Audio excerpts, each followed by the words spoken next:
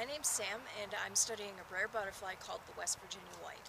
These butterflies only live in huge forests near streams, and they only come out for a few weeks each spring, making them a harbinger of spring.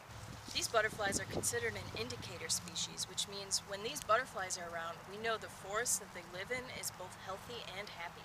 Unfortunately, where the butterflies currently live, each year they seem to be coming out less and less. Deforestation and habitat destruction are two big reasons why this butterfly might be suffering.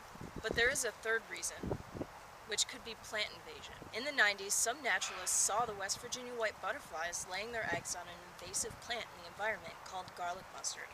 When they took the eggs home and let them hatch, they found that none of the caterpillars could actually eat the garlic mustard where their mothers had put them.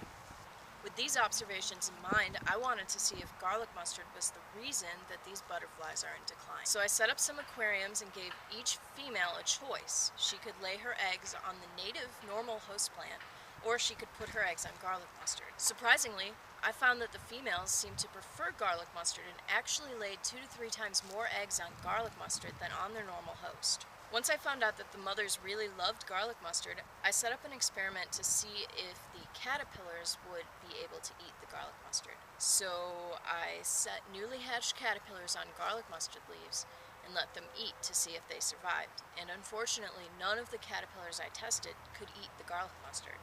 So now we have something called a preference-performance mismatch, which means that the mother really thinks that her caterpillars are going to perform very well on this new plant, but the caterpillars don't.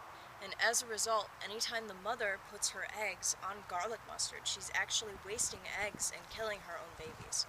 So now we have two big questions. The first is, why is this happening? And the second is, what can we do about it? We think that there are some chemicals in garlic mustard that might be attracting the adult female butterflies. We've seen this in other closely related butterflies. On top of that, we think that there are also some chemicals in garlic mustard which may be toxic to the caterpillars. Again, this is something that we see in other closely related butterflies. Because chemicals are expensive and the places where this butterfly lives are so far away from each other, we need your help to fund this research. With your help, we can cover our expenses and find out what's happening to this butterfly and what we can do about it. But even if you can't donate, there are things you can do, like pull garlic mustard wherever you see it. It's got these big heart-shaped leaves. It has a rosette, so just a clump of leaves in its first year, and then in its second year, it bolts and it flowers, and sometimes it can get up to 5 or 6 feet tall.